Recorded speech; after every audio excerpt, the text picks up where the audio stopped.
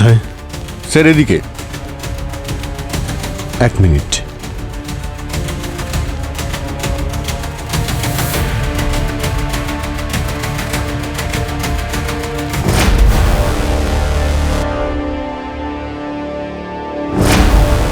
মনে হচ্ছে পেন্ট করতে করতে মারা গেছে। এর পেন্টিং তো অমর হয়ে গেছে। আপনি একটু ওদিকে যাবেন।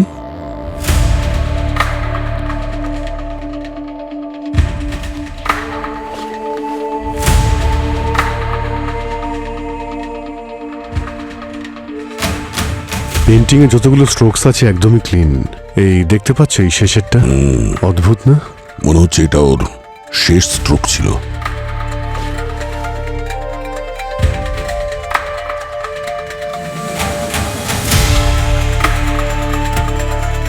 স্যার, স্যার বডিতে কোনো আঘাতের চিহ্ন তো দেখছি না। স্যার বিষও দেওয়া হয়নি, ক্লিন। ক্লিন থাকলে মারা গেল কি করে? জায়গাটা ভালো করে চেক করো। খুন যখন হয়েছে তো প্রমাণ নিশ্চয়ই থাকবে।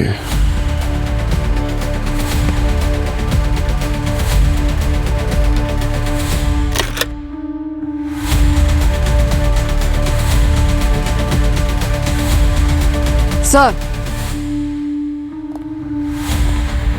ফোন পাওয়া গেছে, হয়তো রঞ্জিতের।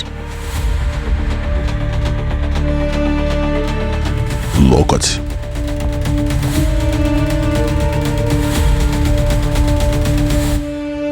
লাস্ট কল কোনো স্নেহা নামের মেয়েকে করেছো? স্নেহা?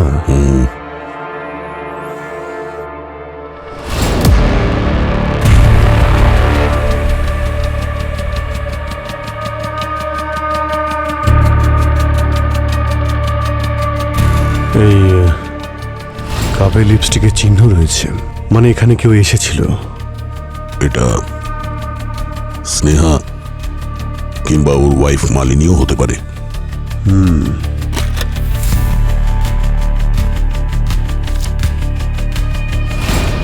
স্যার, এই ডায়েরি আর এই ফটোগুলো বক্সে পেলাম।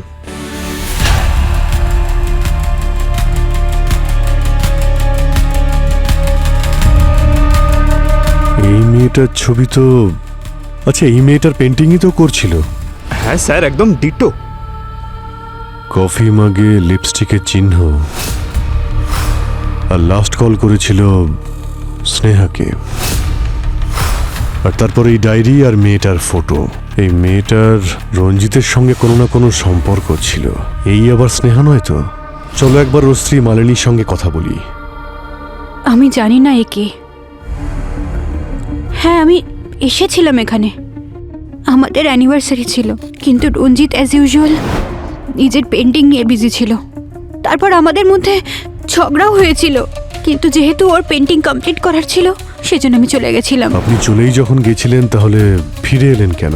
আমি ভাবলাম যে এই সিচুয়েশনে যেন মুড খারাপ না করে, অ্যাটলিস্ট অ্যানিভার্সারির দিন একসাথে টাইম স্পেন্ড করে, শুধু এই জন্যই এসেছিলাম স্যার। কিন্তু যখন আমি এখানে এলাম তখন তখন রঞ্জিত ওয়াজ অলরেডি গন। হ্যাঁ স্যার, অনেক চিৎকার চেঁচামেচির আওয়াজ আসছিল ভেতর থেকে। স্যার আর ম্যাডাম দুজনেরই মাথা গরম ছিল। এই রঞ্জিত স্যারের মনে হচ্ছে কোনো মেয়ের সঙ্গে চক্কর ছিল, আর সেই জন্যেই ম্যাডাম বারবার হুমকি দিয়ে বলছিল ওকে ভুলে যাও, তা না হলে ঠিক হবে না। মেরে ফেলারও কি হুমকি দিয়েছিল নাকি? হুমকি মানে স্যার খুব আজে বাজে কথা বলছিল। আমার তো বলতেও খুব লজ্জা করছে স্যার। আচ্ছা, তোমার কি এটা মনে হয় যে তোমার ম্যাডামই তোমার সাহেবকে মেরেছে? আসলে ব্যাপারটা কি স্যার, ম্যাডাম খুব রেগে এখান থেকে চলে গিয়েছিলেন।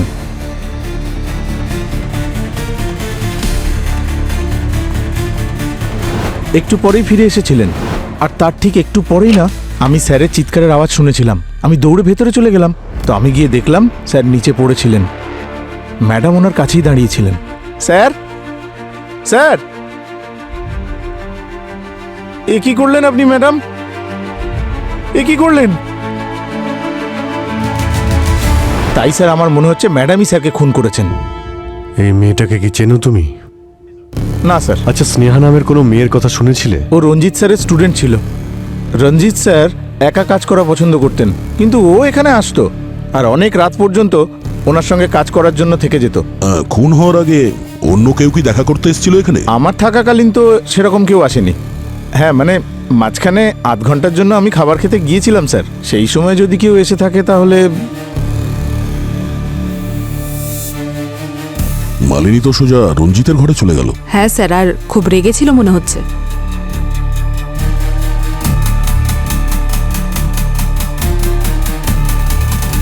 একটু ফরওয়ার্ড করো তো।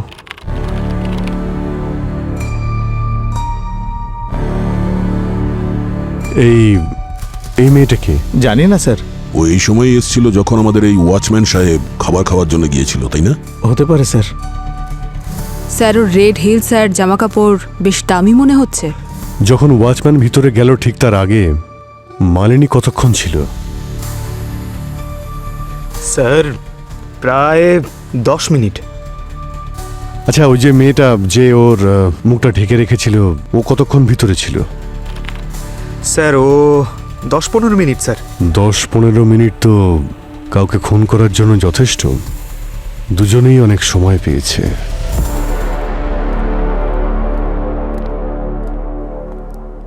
পঙ্কজ, ওই রেড স্যান্ডেলের মেয়েটার ব্যাপারে জানতে পারলে কিছু? স্যার রঞ্জিতের আর্ট গ্যালারির কাছে ইনকোয়ারি করেছি, কিন্তু কেউই ওই মেয়েটাকে দেখেনি স্যার। ওখানকার যতগুলো সিসিটিভি ক্যামেরা আছে সবটাই ট্রেস করার চেষ্টা করা হচ্ছে। ওই মেয়েটার ব্যাপারে সমস্ত ইনফরমেশন চাই আমার। ওকে কি করতে এসেছিল আর কোথায় পাওয়া যাবে ওকে। আই এম শিওর ওই মেয়েটাই কিছু একটা করেছে। আচ্ছা, তোমার কেন এটা মনে হচ্ছে যে ওই রেড স্যান্ডেল পরা মেয়েটাই রঞ্জিতকে খুন করেছে? আরে ভাই, কারো বাড়িতে কেউ মুখ ঢেকে ভালো কোনো উদ্দেশ্য নিয়ে তো ঢুকবে না। দেখতে গেলে উদ্দেশ্য তো মালিনীরও ঠিক ছিল না। ওয়াচম্যান বলছিল না যে মালিনী আর রঞ্জিত অনেকক্ষণ ধরে ভেতরে ঝগড়া করছিল? তাহলেও এতটা সময় যখন ভেতরে ছিল, যা খুশি হতে পারে। হ্যাঁ, হতে পারে, কিন্তু হাজবেন্ড আর ওয়াইফের মধ্যে ঝামেলা তো হতেই পারে না। এর মানে এটা তো নয় যে কেউ কাউকে খুন করে দেবে। ওর হাজবেন্ড মারা গেছে, একটু তো সিম্প্যাথি দেখাও। আমার ডিউটি সিম্প্যাথি দেখানোর জন্য নয়, কেস সলভ করার জন্য। আর এমনিতেও তুমি কিভাবে জাজ করবে? হ্যাঁ, তোমার তো পাস্ট প্রেজেন্ট সম্পর্কে কোনো আইডিয়াই থাকে না। কি বললে? হ্যাঁ, কি বললে কি তুমি? দেখো, তুমি কিন্তু প্রফেশনাল আর পার্সোনাল বিষয় গুলিয়ে ফেলছো দয়া, বুঝেছো? আমি তো তোমাকে এটাই বোঝানোর চেষ্টা করছি যে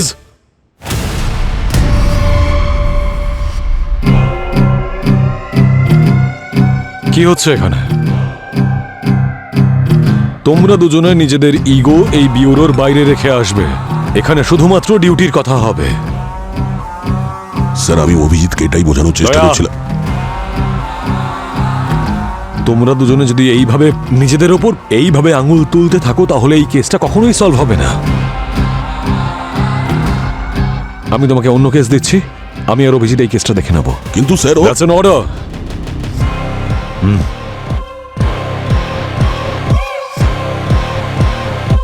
ইয়েস স্যার।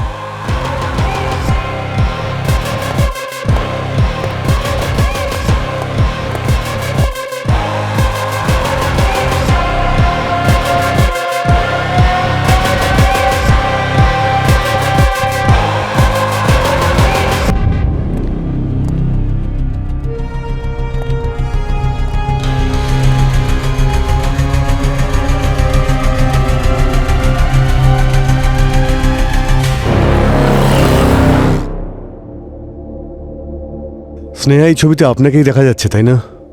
আপনি কি করে বলতে পারেন এটা আমি? ম্যাডাম, প্রশ্ন আমরা করব আর উত্তর আপনি দেবেন। এটা বলুন যে কাল রাতে আপনি রঞ্জিতের সাথে মিট করেছিলেন নাকি করেননি? না, কাল রাতে আমি সিটি হসপিটালে ছিলাম। আমার ভাইয়ের অ্যাক্সিডেন্ট হয়েছিল। আপনারা চাইলে সিটি হসপিটালে কল করে জিজ্ঞেস করতে পারেন। না না, আপনি টেনশন নেবেন না, সেসব খোঁজ আমরা নিয়ে নেব। আপনি এটা বলুন যে কি মনে হয় আপনার, কে খুন করতে পারে রঞ্জিতকে? না, আমার কারোর উপর ডাউট নেই, কিন্তু আমি রঞ্জিতকে 2-3 বার ফোনে ঝগড়া করতে শুনেছি কারোর সাথে। যখন জিজ্ঞেস করেছি তখন বলেছে কাজের প্রেশার, কিন্তু আসল ব্যাপারটা অন্য ছিল। ও নিজের সব পেন্টিংস কভার করতে শুরু করে দিয়েছিল আর ওর স্টুডিওর সব লক চেঞ্জ করিয়ে দিয়েছিল। ওই আর্গুমেন্ট যেদিন হয়েছিল, ডেটটা মনে থাকলে এতে লিখে দিন। স্যার, স্যার ওই মেয়েটা যার ফটো আমরা রঞ্জিতের স্টুডিওতে পেয়েছিলাম ওর বিষয়ে জানতে পেরেছি। ওর নাম হলো কাজল। কাজল রঞ্জিতের স্টুডেন্ট ছিল, আর কিছুদিন আগে ও রঞ্জিতের বিরুদ্ধে একটা এফআইআরও করেছিল রিলেশনশিপে চিটিং করার জন্য। আর স্যার কিছুদিন পর এফআইআরটা তুলেও নিয়েছিল আর দিল্লিতে বাবা মায়ের কাছে চলে গিয়েছিল। পঙ্কজ পুরবি, তোমরা দিল্লি রওনা হও এক্ষুনি, সব এনকোয়ারি করে এসো। Okay? I am sorry sir, but that's not possible. 1 মাস আগে কাজল সুইসাইড করেছিল। হোয়াট? হ্যাঁ স্যার, লোকাল পুলিশের কাছ থেকে জানা গেছে, কিন্তু সুইসাইডের কারণ খুঁজে পাওয়া যায়নি। তোর বাড়ির লোকের সঙ্গে কথা বলার চেষ্টা করেছো? ওর বোনের সঙ্গে কথা হয়েছে স্যার। ওরা বলছিল যে কাজল আর রঞ্জিত নাকি একটা রিলেশনশিপে ছিল, কিন্তু যেই মুহূর্তে কাজল ওকে বিয়ে করার কথা বলে রঞ্জিত ওর সঙ্গে ব্রেকআপ করে নেয় স্যার। ওর বোন বলছিল স্যার যে সুইসাইডের আগে কাজলের একটা ফোন এসেছিল, আর কলটা আসার পরেই ও ডিস্টার্ব হয়ে গিয়েছিল। তাহলে কলটা কি করেছিল? ফোন রেকর্ড চেক করেছিলে? রঞ্জিত করেছিল। রঞ্জিত? পঙ্কজ, একটা কাজ করো, রঞ্জিতের ডায়েরিতে যত ডেট আছে খোঁজ নিয়ে দেখো এই ডেটগুলোতেও কোথায় ছিল, সমস্ত ডিটেলস বের করো। আচ্ছা স্যার। মিথ্যে বলবেন না মালিনী দেবী, আপনার হাজবেন্ডের ওপর ওই কাজল কেস করেছিল, আর আপনি বলছেন আপনি কিছুই জানেন না। দেখুন, যা যা হয়েছিল আপনি যা জানেন সত্যি বলে দিন আমাদেরকে, না হলে আমরা গ্যারান্টি দিতে পারবো না যে আপনাকে আর কতগুলো দিন এই বিয়েরতে কাটাতে হবে। হ্যাঁ স্যার, আমি একে চিনতাম, আর এটাও জানতাম যে আমার হাজব্যান্ডের এর সাথে অ্যাফেয়ার ছিল। আমি এই জন্যেই কিছু বলিনি, কারণ অকারণে পাবলিকে আমার আর রঞ্জিতের নাম খারাপ হতো। এমনিতেও এর জন্য আমাদের মধ্যে অনেক ঝামেলা হতো, কিন্তু এখনো অবধি আমি ওর সাথে দেখাও করিনি, আর আমি ওকে চিনিও না। আপনি ওকে চেনেন নাকি চেনেন না সেটা ইম্পর্টেন্ট নয়। রঞ্জিতের যেদিন মার্ডার হয়েছিল সেই রাতে আপনি ওর সঙ্গেই ছিলেন, এটা ইম্পর্টেন্ট। তাহলে গল্পটা হলো এইরকম যে একজন ওয়াইফ তার হাজবেন্ডের এক্সট্রা ম্যারিটাল অ্যাফেয়ারের ব্যাপারে জেনে যায়, আর তার ম্যারেজ অ্যানিভার্সারির দিনই সে ঠিক করে ওই দিনটাকে সে ডেথ অ্যানিভার্সারি করে দেবে। বাজে কথা এগুলো। ওই সামান্য একজন ওয়াচম্যান আপনাদের বলেছে আমার সাথে রঞ্জিতের ঝামেলা হচ্ছিল, সেজন্য আপনারা আমাকে তো দেখছি ভিলেন বানিয়ে দিলেন। আর আমি বলছি তো যে আমাদের দুজনের সম্পর্ক ঠিক ছিল না, কিন্তু আপনাদের মতো লোকেদের গেমস আমি খুব ভালো করে জানি, যে প্রথমে বড় লোকদের কেসের মধ্যে ফাঁসাবো, মিডিয়াতে নাম করব, আর তারপর ডিপার্টমেন্টে প্রমোশন, তারপর সাইড বাই সাইড ব্ল্যাকমেল করে নিজেদের পকেট গরম করা।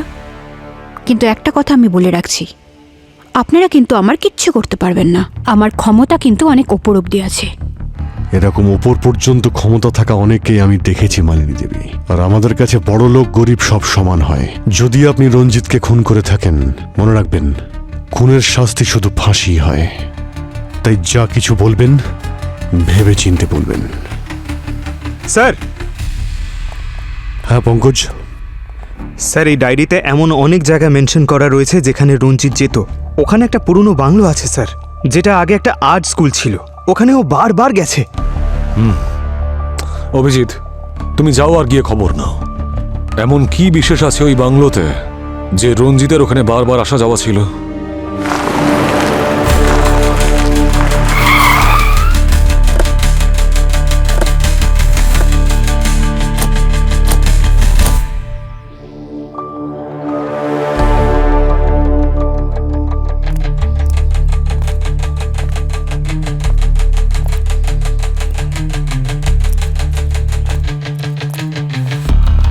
স্যার, ভেঙে দেবো?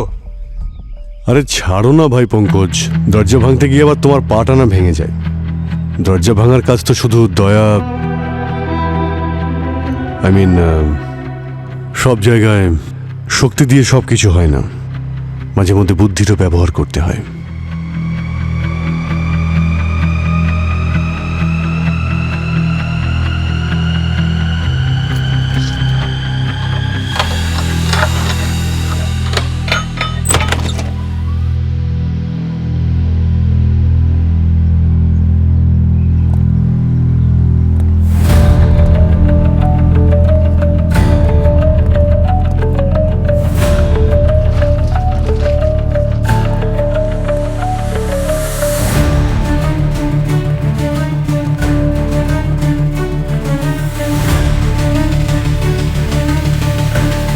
এতগুলো পেন্টিং!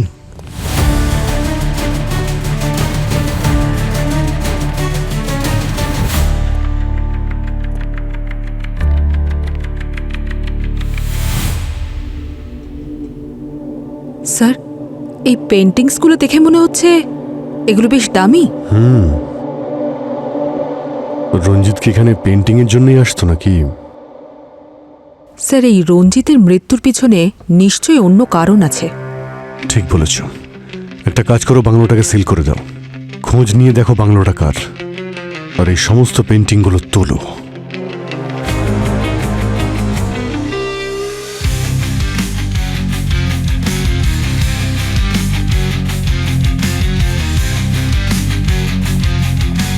কি ডক্টর সালনকে, এই পেন্টিংটাকে নিয়ে আপনি কি টাইম পাস করছেন? আপনার কাছে আমরা একটা ডেড বডি পাঠিয়েছিলাম, কিছু জানতে পেরেছেন নাকি?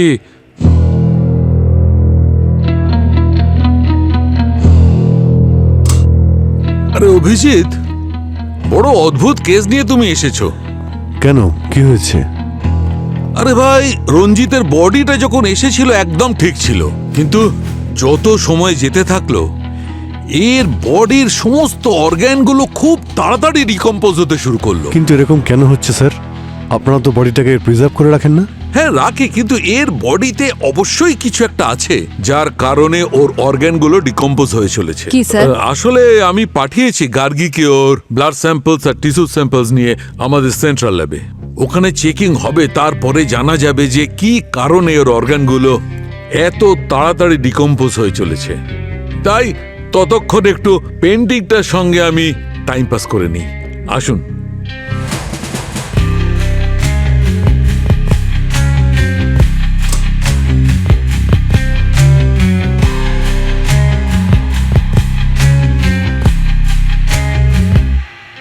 এই দেখুন, পেন্টিং এর সঙ্গে টাইম পাস করে আমি কি পেয়েছি। কিছু রহস্যকে রহস্য রাখার জন্যে মরতেই হয়। এমন কোন রহস্য আছে যে কারণে রঞ্জিতকে এইভাবে মরতে হলো?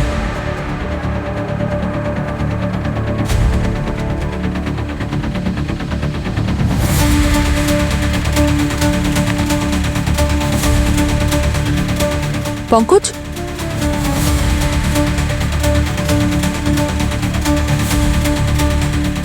এই দেখো। অভিজিৎ স্যারকে ফোন করছি। আরে স্যার, আপনাকেই ফোন করছিলাম। স্যার এই দেখুন। স্যার, আমি রঞ্জিতের ব্যাকগ্রাউন্ড চেক করছিলাম। ওর একটা সোশ্যাল মিডিয়া পোস্ট দেখতে পেলাম। জানতে পেরেছি যে আরও একটা মেয়ে রঞ্জিতের উপর চিটিং এর অ্যালিগেশন এনেছিল, কিন্তু এ কোনো এফআইআর ফাইল করেনি। ওর নাম আকাঙ্ক্ষা। তার মানে সিসিটিভিতে যাকে দেখা গিয়েছিল সে আকাঙ্ক্ষাই, যে ওই রাতে রঞ্জিতের আর্ট গ্যালারিতে গিয়েছিল। খোঁজ নাও, গিয়ে মিট করো ওর সঙ্গে।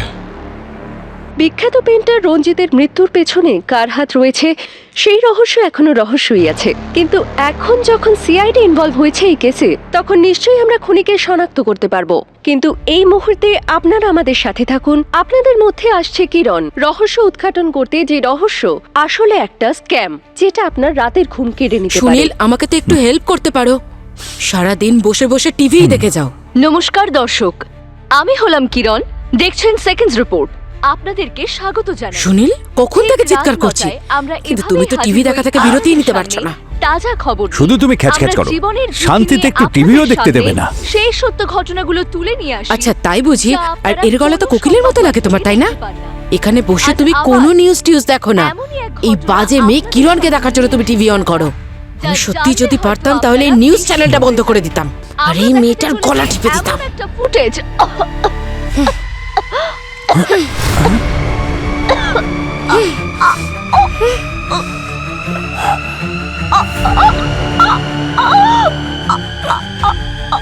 এই তো মরে গেল। খবর করতে করতে নিজেই খবর হয়ে গেল। ভয় লাগছে আমার। আমার গলাটা টিপে দিও না, আর কখনো খবর দেখবো না। 1 মিনিট, দেখে দেখি সরে যান। স্যার এদিকে।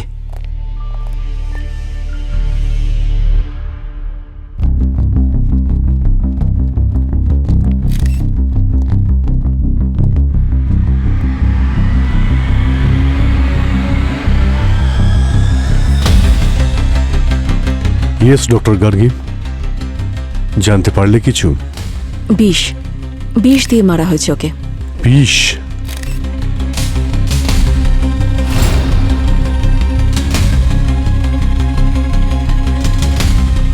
ওর নখগুলো দেখছেন স্যার, একদম নীল হয়ে গেছে, আর ওর ঠোঁটের চারিদিকের স্কিন শুকিয়ে গেছে। It's a clear case of poison.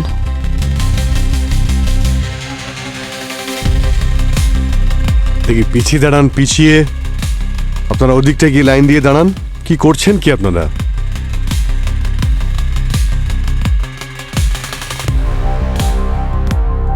স্টুডিওটাকে ভালো করে চেক করুন। বিষ এখানে দেওয়া হয়েছে মানে কোনো না কোনো এভিডেন্স তো অবশ্যই থাকবে।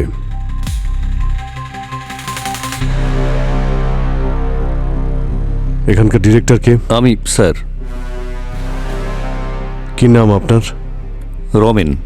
লাইভ ক্যামেরায় যা কিছু হয়েছে তা তো ভাইরাল হয়েই গেছে, কিন্তু এখানে সব কি করে হলো আপনি আমাকে বলবেন? স্যার কিচ্ছু বলতে পারবো না, সব কিছুই অন্যদিনের মতো নর্মালি ছিল। কিরণের প্রাইম টাইম শো ছিল, 7-9টার সময় আমরা লাইভে এসেছিলাম। কিরণ প্রোগ্রাম শুরু করেছিল, আর ঠিক তখনই হঠাৎ ওর গলায় ব্যথা শুরু হয়। 30 সেকেন্ডের মধ্যে ওর মৃত্যু হয় স্যার। হ্যাঁ স্যার, সব কিছু এত স্পিডে হলো যে কিছু বোঝাই গেল না। আপনি কি করেন? স্যার আমি এখানকার ফ্লোর ম্যানেজার নাদিম। এখানকার যতগুলো ফুটেজ আছে সবই চাই আমার। Okay sir. আর কিরণের মৃত্যুর আগে ও কার কার সঙ্গে দেখা করেছিল? স্যার টেলিকাস্টের একটু আগেই আমি ওকে কিরণের কাছাকাছি দেখেছিলাম।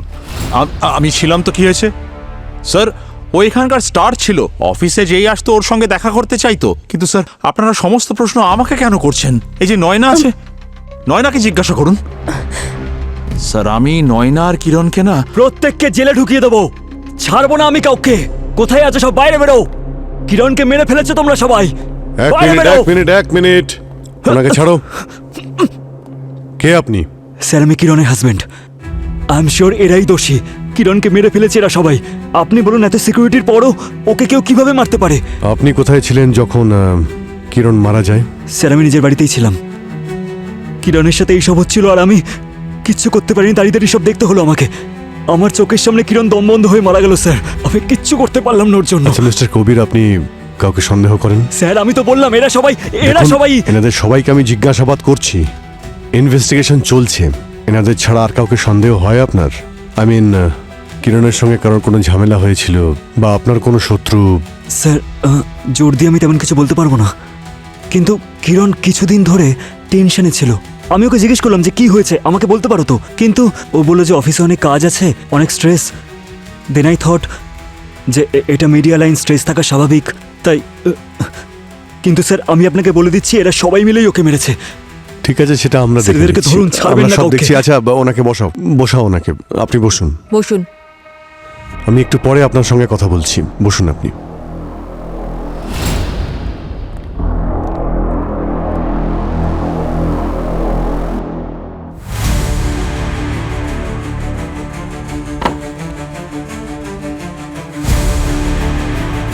আচ্ছা আপনারা কি বলছিলেন নয়নার ব্যাপারে? হ্যাঁ স্যার, আমি যেটা বলছিলাম, আমি নয়না আর কিরণের মধ্যে একদিন প্রচন্ড ঝগড়া হতে দেখেছি। কি বলছে?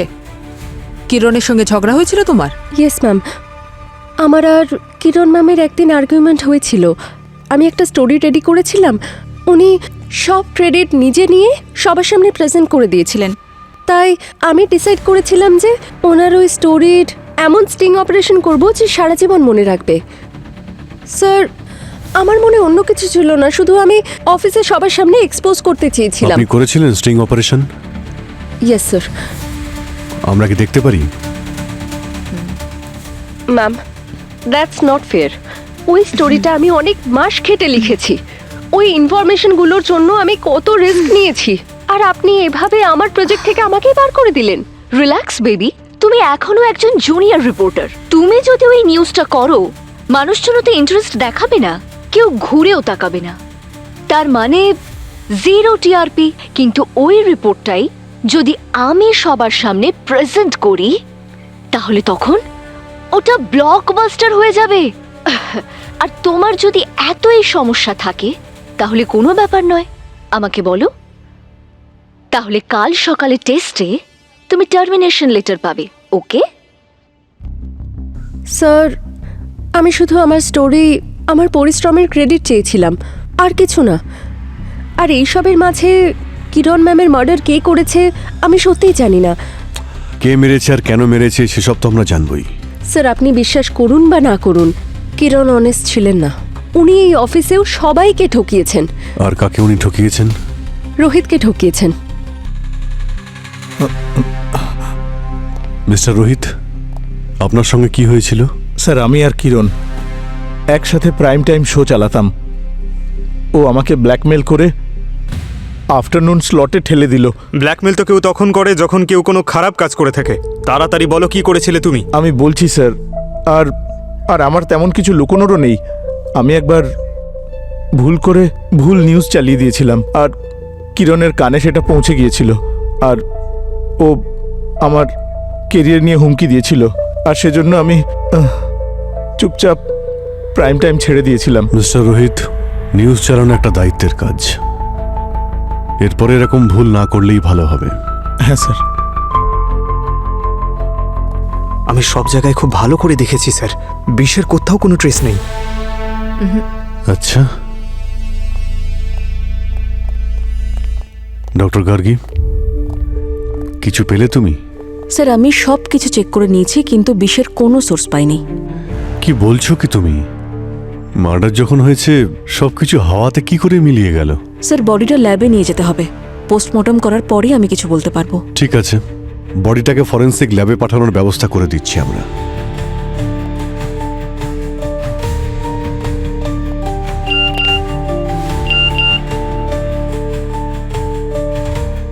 স্যার,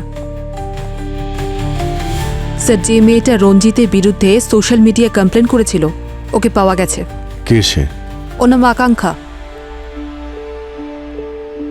আকাঙ্ক্ষা? কেউ যদি আমার ক্ষতি করার চেষ্টাও করে তাও আমি তাকে কিছু বলবো না। আচ্ছা, প্রতিশোধ নিতেও নয়? What do you mean? I mean আকাঙ্ক্ষা, তুমি যে সোশ্যাল মিডিয়ায় পোস্টটা করেছিলে রঞ্জিতের বিরুদ্ধে রাগ করে, সেটা দেখে মনে হয়নি রঞ্জিতকে তুমি এমনি ছেড়ে দেবে। রঞ্জিত আমায় চিট করেছিল। আমি কোনোদিন জানতেই পারলাম না যে ও ম্যারিড।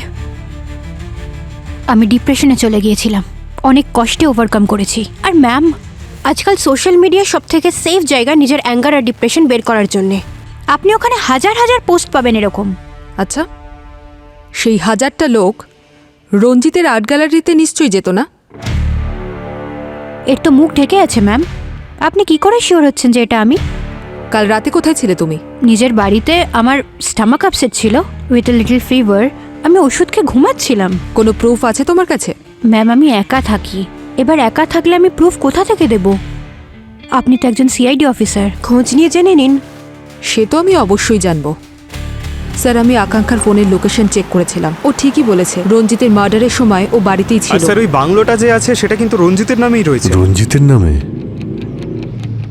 এত দামি পেন্টিং যেটা বিক্রি করে কয়েক লাখ টাকা কামানো যায়, সেটা আর্ট গ্যালারিতে রাখার বদলে ওখানে ওই পুরনো বাড়িতে কেন রাখতে গেল?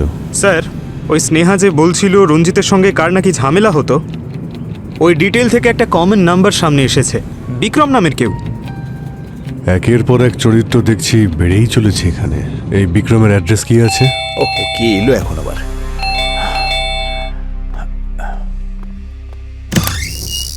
মিস্টার বিক্রম, আপনারা কারা? অনেক দেরি করলেন দরজা খুলতে।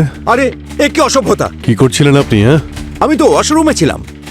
আপনারা কারা? আমরা সিআইডির লোক। সরি স্যার, একটু বেশি রিয়াক্ট করে ফেলেছি। কাল রাতে আপনি কোথায় ছিলেন? এখানেই ছিলাম, বাড়িতে। রঞ্জিতকে নিশ্চয়ই আপনি চেনেন। আরে ওকে কে চেনে না স্যার? 1 নম্বরের ফ্রড আর অত্যন্ত ভাঁওতাবাজ। ও তো নামকরা পেন্টার ছিল। আরে কি এমন পেন্টারও? অন্যদের স্টাইল আর আইডিয়া কপি করে এস্টাবলিশ করেছে নিজের কেরিয়ার। আমার স্টাইলও কপি করেছিল ও স্যার। শুধু এইটুকুর জন্য ওকে খুন করলে? আরে কি কথা বলছেন আপনারা? আমি কোনো মার্ডার ফার্ডার করিনি, ট্রাস্ট মি। আপনার সঙ্গে ফোনে নাকি প্রায় ঝামেলা হতো ওর সঙ্গে, শুনেছি আপনি হুমকিও দিয়েছিলেন। স্যার সেদিন ও আমাকে এত বাজে বাজে কথা বলেছিল, যাতে কিছু খারাপ কথা আমিও বলেছিলাম ওকে। That's it. আর রাগের মাথায় মানুষ তো অনেক কিছুই খারাপ কথা বলে ফেলে। তার মানে তো এই নয় স্যার আমি ওকে মার্ডার করেছি।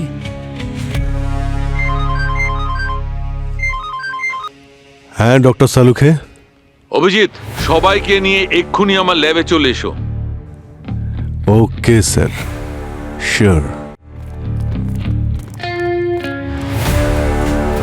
আরে সালুঙ্খে স্যার কোথায় গেলেন? সালুঙ্খে স্যার কোথায় গেলেন? আরে পেন্টিং এর এক্সিবিশন লাগিয়ে কোথায় চলে গেলেন স্যার? আরে নতুন কোনো ব্যবসা শুরু করেছেন নাকি?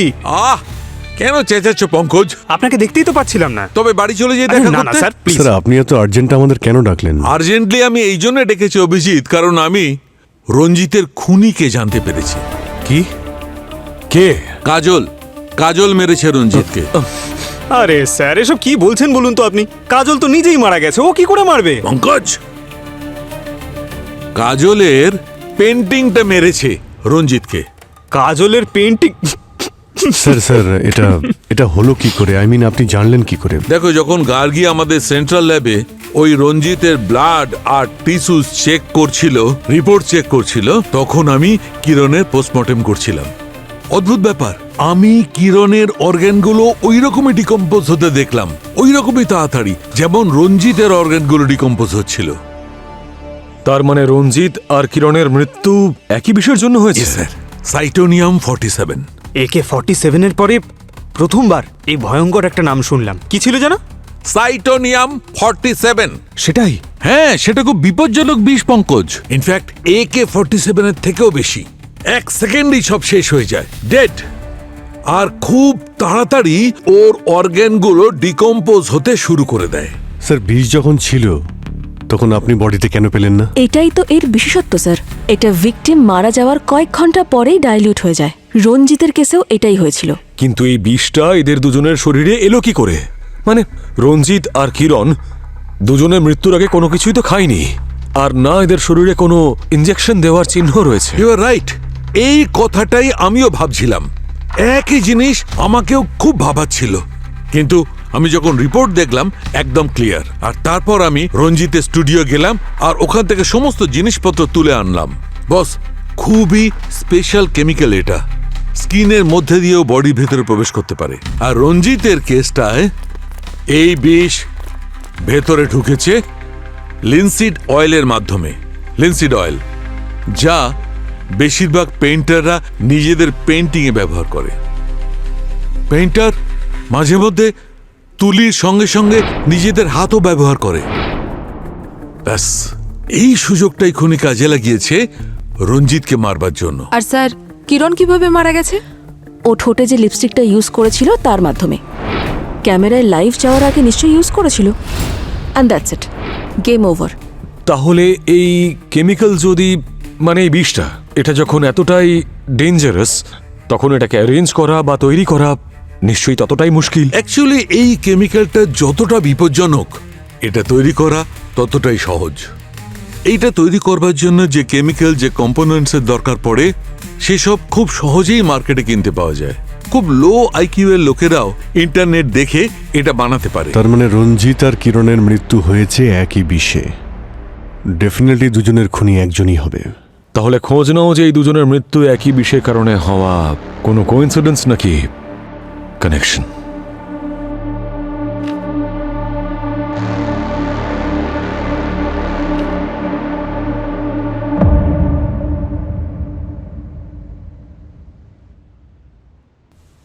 স্যার স্যার কিরণের জিনিসপত্র থেকে আমরা কিছু ফেমাস পেইন্টারের পোর্টফোলিও পেয়েছি আর কিছু পেইন্টিংসের ফটোজ।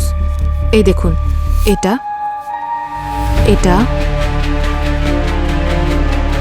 এই পেন্টিংটা,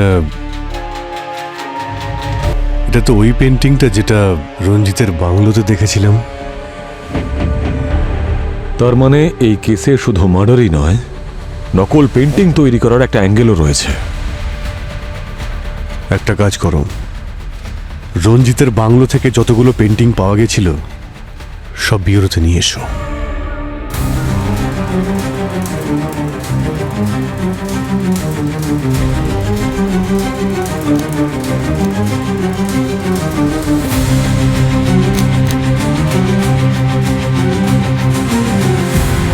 স্যার আমরা জানতে পেরেছি এই পেন্টিংসের অরিজিনাল কপি লন্ডন, অস্ট্রেলিয়া আর সাউথ আফ্রিকাতে রয়েছে। তার মানে রঞ্জিত এই সব পেন্টিংয়ের ডুপ্লিকেট তৈরি করত, আর হয়তো এই কাজের জন্যই ওকে মরতে হয়েছে। পুরো তুমি লাইটগুলো অফ করো আর ইউভি লাইট দিয়ে চেক করো দেখো এই পেন্টিংগুলো কি গল্প শোনায় আমাদের। স্যার,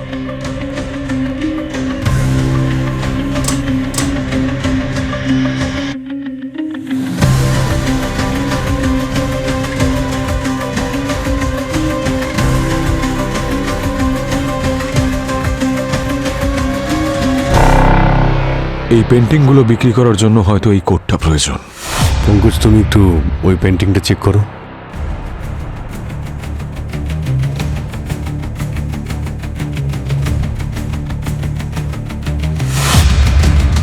এই ফ্লাওয়ারের চিহ্ন ওই পেন্টিংয়েও ছিল আর এই পেন্টিংয়েও আছে। আচ্ছা, এক কাজ করো, এটা দেখো তো। এই দেখুন স্যার, সব পেন্টিংয়ে কোড দেওয়া আছে আর ফ্লাওয়ারের চিহ্ন। এই ফ্লাওয়ারের চিহ্ন আমি কোথাও দেখেছি।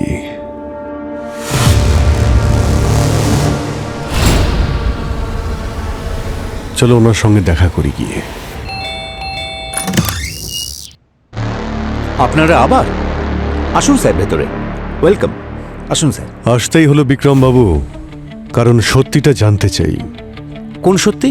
কারণ গতবার আপনি পুরো সত্যিটা তো বলেননি। মানে এটাই যে আপনি নকল পেন্টিং বানান। একটা বাংলো থেকে আপনার বানানো নকল পেন্টিং পেয়েছি আমরা, বুঝেছেন আপনি? আপনার কাছে কি প্রমাণ আছে? ওই পেন্টিং আমার। বাজে কথা বলছেন। কি বিক্রম বাবু, সত্যিটা বলবেন নাকি আরো যত্ন করতে হবে আপনাকে? হ্যাঁ,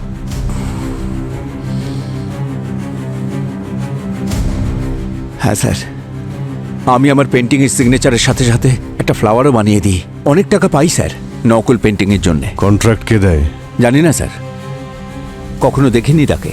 ইনফ্যাক্ট আমি গলাও শুনিনি কখনো। আমি শুধু পেন্টিংটা বানিয়ে বাংলোর বাইরে রাখতাম। সেখানে আমি টাকা আর একটা লেটার পেতাম। তার ভেতর থাকতো যে পেন্টিং বানাতে হবে তার ফটো। তা এইসব নিয়ে রঞ্জিতের সঙ্গে কেন ঝগড়া হলো? তেমন কিছু না, ও আমার ইল্লিগাল কাজের ব্যাপারে জানতে পেরে গিয়েছিল। আমাকে হুমকি দিচ্ছিল, বলেছিল আমি কাজ বন্ধ না করলে সবার সামনে আমাকে এক্সপোজ করে দেবে। স্যার, রঞ্জিতকে মারা হয়েছে কারণ ও নকল পেন্টিংসের বিজনেসকে এক্সপোজ করতে চেয়েছিল। কিন্তু কিরণকে মারা হলো কেন? খুনির সাথে ওর কি সম্পর্ক? কিছু তো ব্যাপার রয়েছে, না হলে খুন করবেই বা কেন? স্যার, এই বিক্রমের কথায় আমরা বিশ্বাস করতে পারি না স্যার। এই কেসটাতে সবাই মিথ্যে কথা বলছে। ক্রিমিনাল আবার কবে সত্যি বলে পঙ্কজ? এটা তো আমাদের কাজ, খুনিকে ধরা আর সত্যিটাকে সবার সামনে আনা। যতক্ষণ না এই কেসের সমস্ত সূত্র পাচ্ছি, এই বিক্রম আমাদের র্যাডারেই থাকবে। এখন আমাদের লক্ষ্য হলো ওই লাল স্যান্ডেল পরা মেয়েটা। স্যার, রঞ্জিতের পুরনো বাংলোতে যেখানে নকল পেন্টিংসগুলো পাওয়া গিয়েছিল, ওর আশেপাশে যতজন ছিল সবার নাম্বার ট্রেস করেছি। একটা নাম দেখে আপনিও চমকে যাবেন। এই দেখুন, সূত্র পেয়ে গেছি।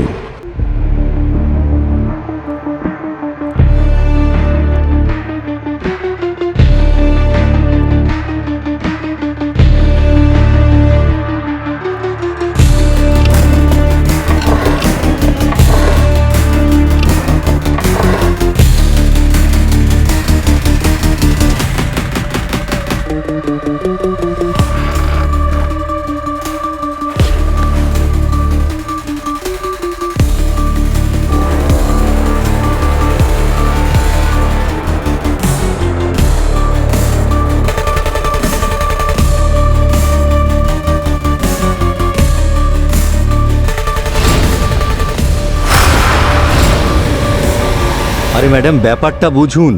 এনআরআই পার্টি অনেক বড়। আরে বস বলেছেন এখন নয়, এখন রিস্কি হয়ে যাবে। সিআইডি বিক্রম অব্দি পৌঁছে গেছে আর সব পেন্টিংও সিজ করে দিয়েছে। ওকে বলো একটু টাইম লাগবে। ম্যাডাম, ওদের তাড়া আছে, তাই তো 5টা পেন্টিংয়ের জন্য 2.5 কোটি টাকা দিচ্ছে।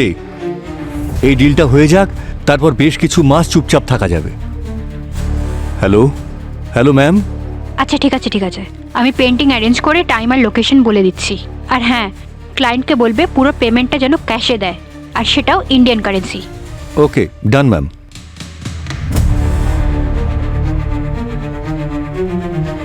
স্যার, আপনারা যা বলেছিলেন তাই তো করলাম। এখন কিছু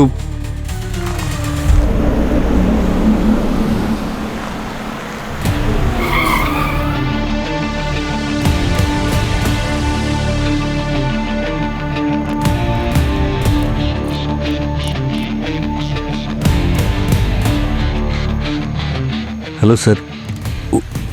উনি আমাদের ক্লায়েন্ট। ক্লায়েন্ট তো ঠিক আছে, কিন্তু ক্যাশ কোথায়? ক্যাশ তো আছে স্যার, গাড়িতে রাখা। আসুন। দুটো পেন্টিংস নিয়ে যাও, বাকি ক্যাশ পাওয়ার পর পিছনে রাখা আছে। Okay sir.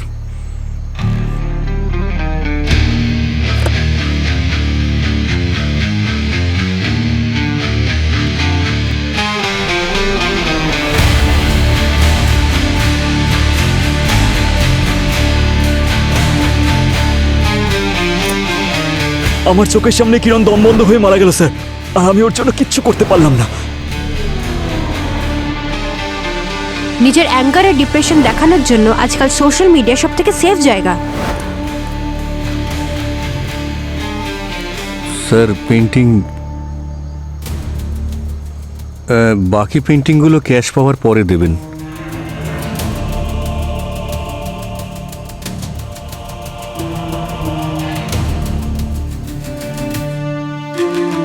ক্যাশ। ক্যাশ।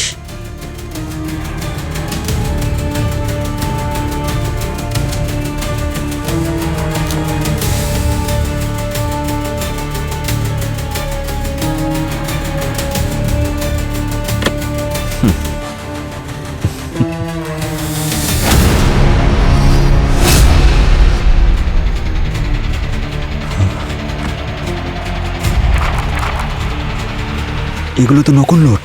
হ্যাঁ,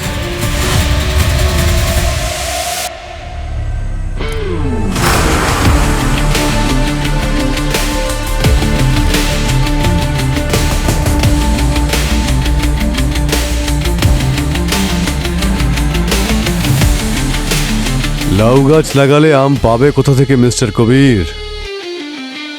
নকল পেন্টিং যখন নকল ক্যাশ। সিআইডি? না, নো।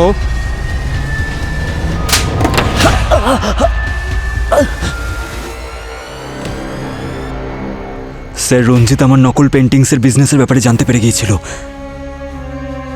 ও বলেছিল যে আমার এই বিজনেসটা বন্ধ করতে হবে, না হলে ও আমাকে সবার সামনে এক্সপোজ করে দেবে। কিন্তু যখন আমি বিজনেসটা বন্ধ করলাম না, তখন ও কিরণের সাথে দেখা করলো যাতে মিডিয়ার সামনেই কথাগুলো আসতে পারে। রঞ্জিত জানতো না যে কিরণ তোমার ওয়াইফ? না স্যার, কিরণ আমার ওয়াইফ হওয়ার সম্পূর্ণ সুযোগ নিয়েছে। আমি ওকে কারোর সাথে ফোনে কথা বলতে শুনেছিলাম স্যার, যে ও প্রাইম টাইমে আমাকে এক্সপোজ করে দেবে, জেলে পাঠিয়ে দেবে আমাকে, আর তারপর আমার থেকে ডিভোর্স নিয়ে অ্যালুমিনির টাকা নিয়ে এনজয় করবে। স্যার, রঞ্জিত আর কিরণকে রাস্তা থেকে সরিয়ে দেওয়ার জন্য আমি একটা প্ল্যান করলাম, আর সেটার জন্য আমি আকাঙ্ক্ষাকে পাশে পেলাম। কারণ আমি আকাঙ্ক্ষা আর রঞ্জিতের পাস্টের ব্যাপারে অনেক কিছু জানতাম, আর আমি এটাও জানতাম যে ও অবশ্যই প্রতিশোধ নেবে। রঞ্জিতের মতো চিটার মারা গেছে, ঠিকই হয়েছে। আই এম গ্ল্যাড আমার হাতেই মরেছে, সেজন্যই আমি ওর সাথে হাত মিলিয়েছিলাম। যেদিন আমি রঞ্জিতের সাথে দেখা করতে গেছিলাম, সেদিন ওর পেন্টিং অয়েলটা আমি চেঞ্জ করে দিয়েছিলাম পয়জন অয়েলের সাথে। আর ঠিক সেইভাবেই আমি বাড়িতে কিরণের লিপস্টিকটা চেঞ্জ করে দিয়েছিলাম। এবার দেখো কিভাবে চেঞ্জ হয় তোমাদের লাইফ যখন জেলের মধ্যে তোমরা পচে মরবে।